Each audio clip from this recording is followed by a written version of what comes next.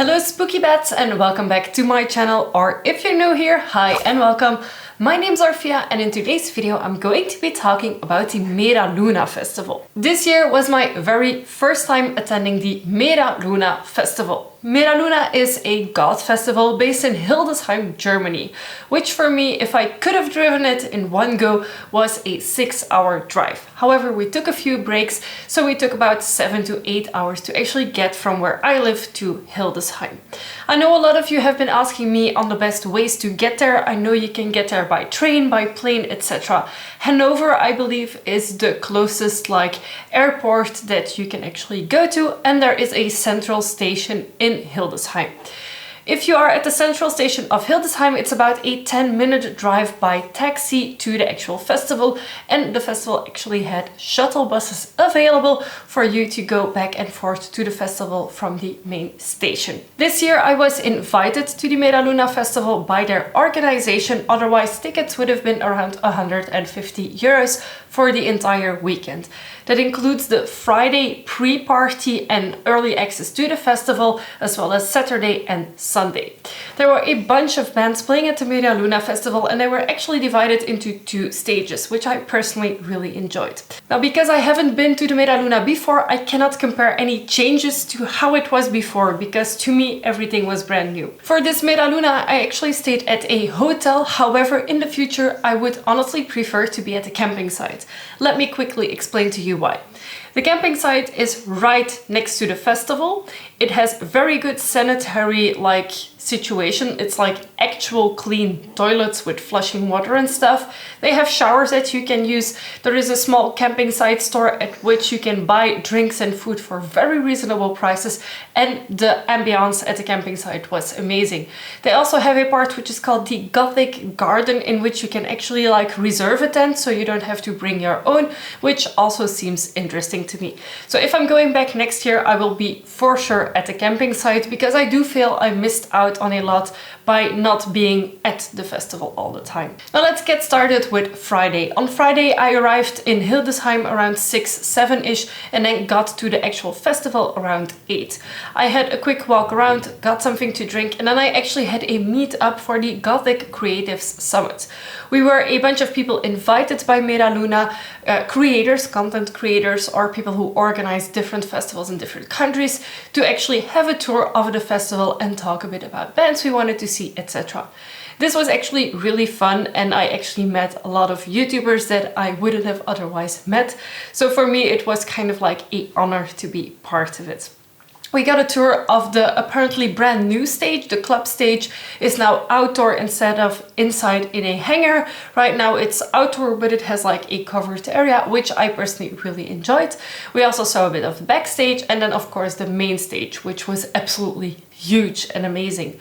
And after that I actually went back to the hotel, because the pre-party had tickets that you could buy in advance, and apparently it was already sold out, with a big queue of people waiting, hopefully to get inside. So I didn't actually go to the pre-party, which I kind of regret but also kind of don't, because on Saturday there were a lot of bands that I wanted to see. On Saturday I started my day with Rave the Requiem, which is a band that I personally really enjoy and had not seen live before. They played on the main stage but had a lot of technical issues, due to which their set was cut short and the sound quality was absolutely not what they wanted it to be. However, personally I was really happy to see them live.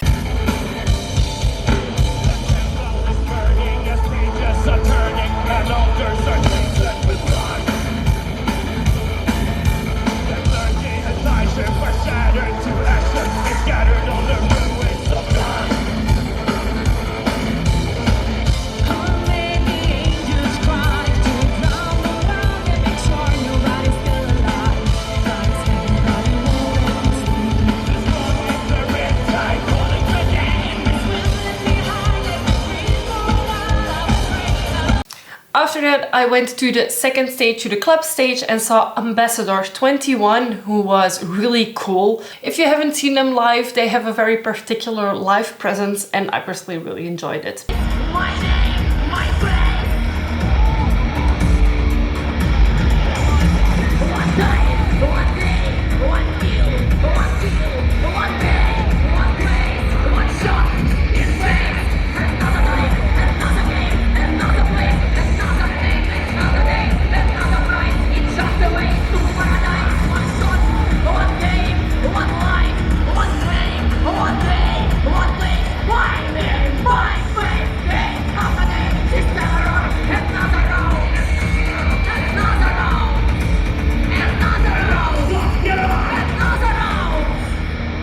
After that was Krom, a band that I personally knew only a few songs by. However, someone that I met there, Laurie, if you see this, thank you so much for making my Saturday so much nicer. She actually really loved them, so I was really to the front with her, and I was surprised at how good the singing actually was.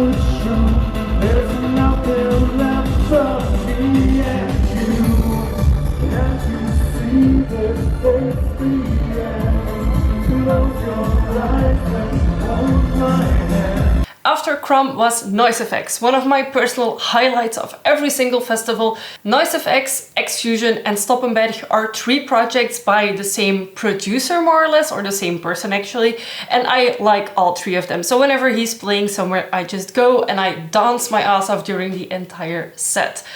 I practically melted because it was really hot and then dancing all the time in a crowd, but it was well worth it.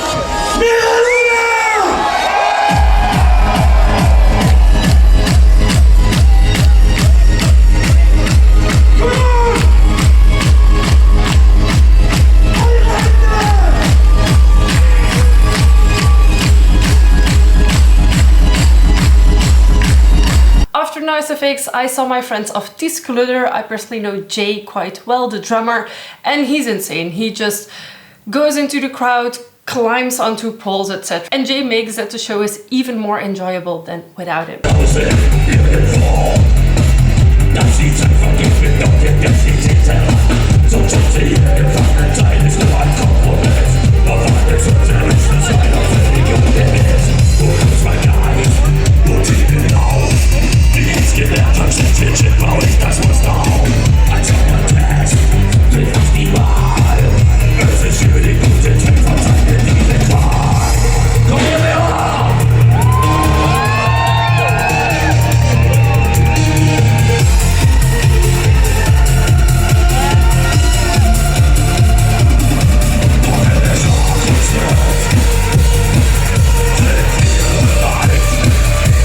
After Noise FX, I saw Faderhead, and although they didn't play all the songs that I personally like most about them, it was still a very good show. Black as hell.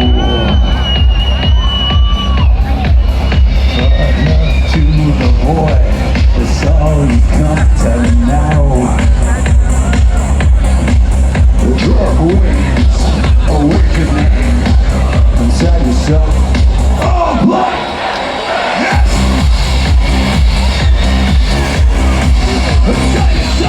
It's all black, everything. After Faderhead, I decided to go to the main stage to see Nitzer App, and boy, that was a party. If you know Nitzer App and if you know their older music, you know that it's quite EBM-y, quite dry, if we can say it like this, but they recently made a new version of their sets, or at least how they play them live, and I'm a big fan. Now you have to keep in mind that only one of the 2 singers was present, the other was sick and unfortunately couldn't make it. This is alone, this is a show, look at us, we're at the last resort, listen.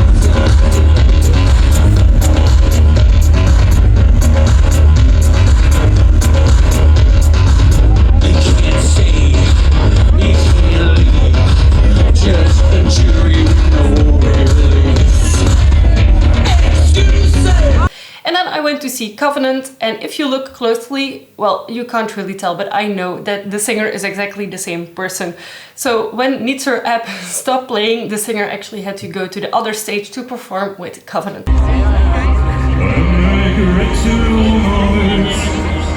And with a fabric of roots that sense of sound that fill the room of time, we'll make anger of light without the power of will. With Thessalonica around, you guys, your feelings of day.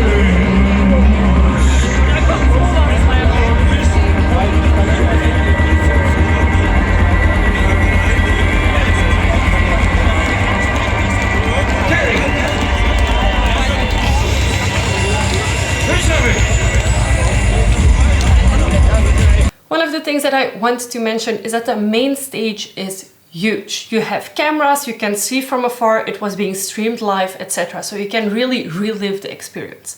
However, the second stage, the club stage, was a lot smaller. It did have a covered area, but it wasn't nearly as big. So when I went back to see Covenant, it was really unfortunate for me that I was quite late and that they already started their set by the time I walked from one stage to the other, picked up a drink.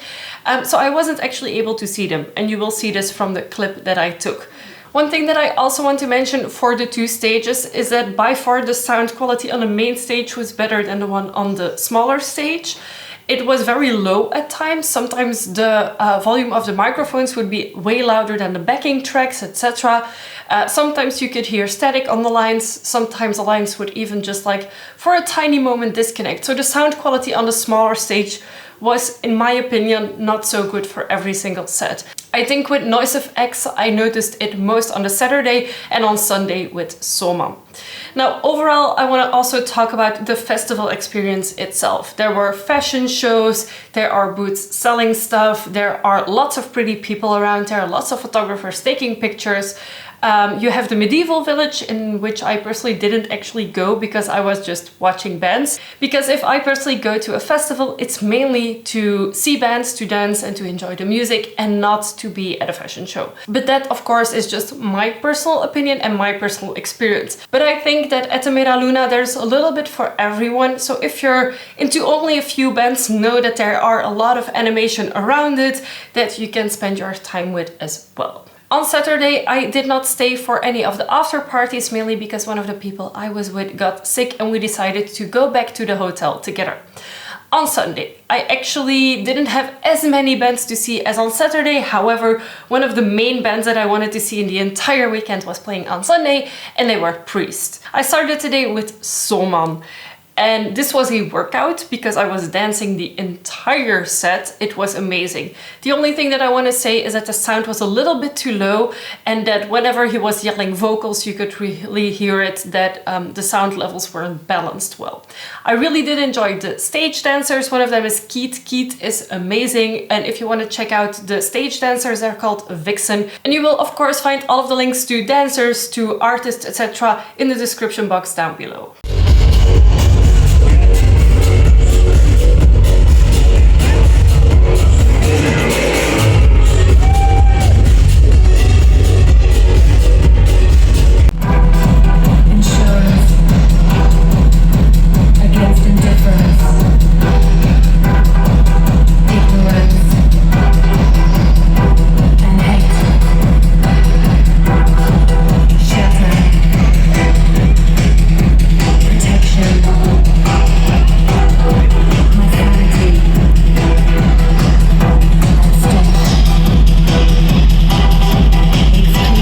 Soman was the highlight of my weekend, which was Priest.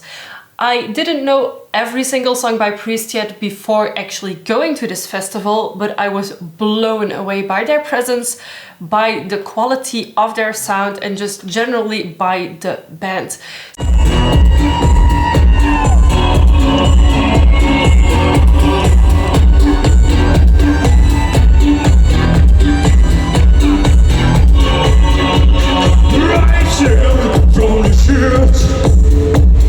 Up to the edge of the bottomless pit, reborn, I am free. Priest, I quickly headed over to the main stage to see a little bit of Combi Christ. Now, I have seen Combi Christ before, and yet again, this was a more metal set than an actual electro set, which to me is kind of disappointing, but also I, in the meantime, know that they play more metal music now than they do electro, which is a shame, but hey, that's what bands do. They get to decide about their music. It wasn't bad by any means, but it's just not my favorite.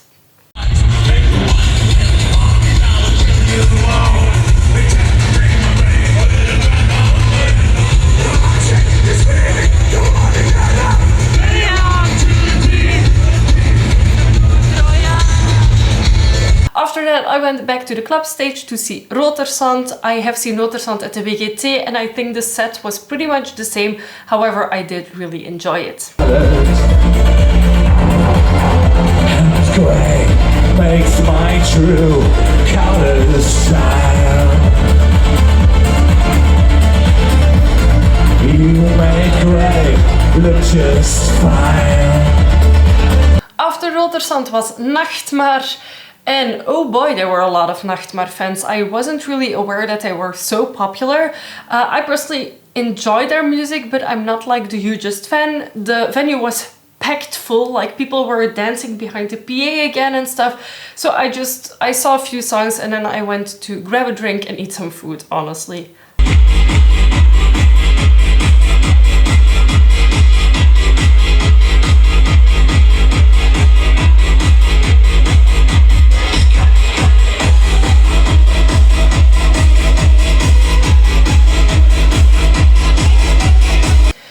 Band that I saw was Icebreaker. However, I've seen them only 2 weeks ago at the Amphi Festival. I'm pretty sure the set and the animation around it was exactly the same. I don't not like them, but I also don't need to see them twice in 2 weeks. So I did really enjoy what I saw of them, but decided that we went to the camping site a little bit earlier.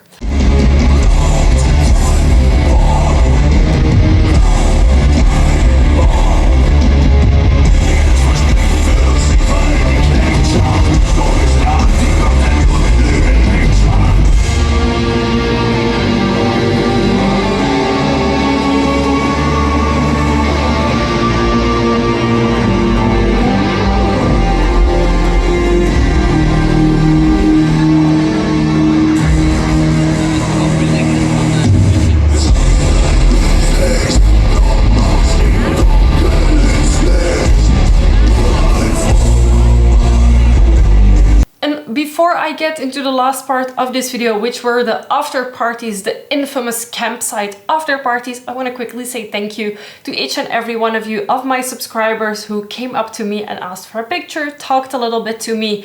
You absolutely made my weekend. Because without you, this channel wouldn't be here. So if you see our face here on screen right now, feel free to leave a comment, to send a message on Instagram if you have it. I really am so happy that I was able to meet you at the Mera Luna. And then let's get into the after parties of Sunday. On Sunday, the festival actually stops quite early, around 10-11, and then they actually close off the festival area after last band. And what happens then? Do you just go to your tent and go to sleep? Well, hell no. The Swedes are notorious for throwing the best after party. And lo and behold, we were sitting at kind of the drinking area right in front of the main stage, where you had the medieval village where they were doing a fire show, which I totally missed because I was talking to people. And then all of a sudden a tent comes running in, like an actual gazebo type tent. 4 people holding the posts and then someone rolling in a DJ installation. And the Swedes were there for the after party. It was so much fun. We had all sorts of music, not only God music, but also normal music, which was hilarious, by the way.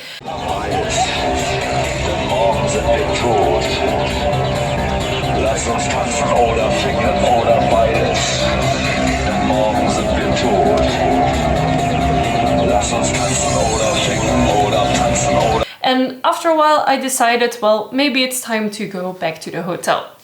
Whenever I started walking onto the actual camping site, there were a bunch more after parties.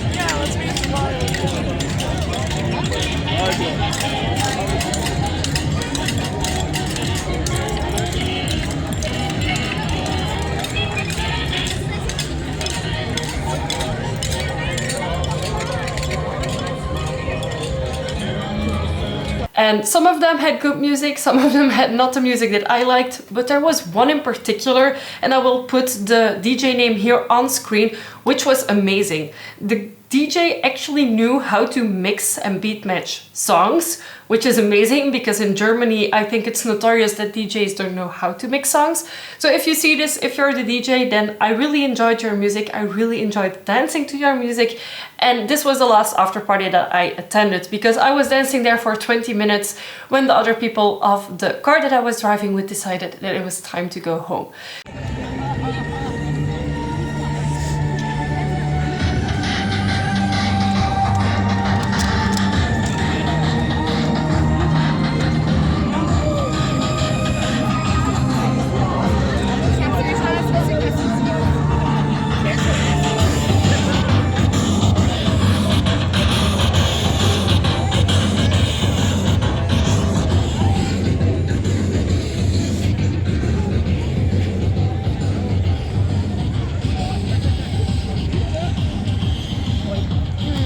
So for me, my first Mera Luna definitely was a success and I would love to go back next year. So thank you again, Mera Luna, for inviting me over, for letting me enjoy this festival.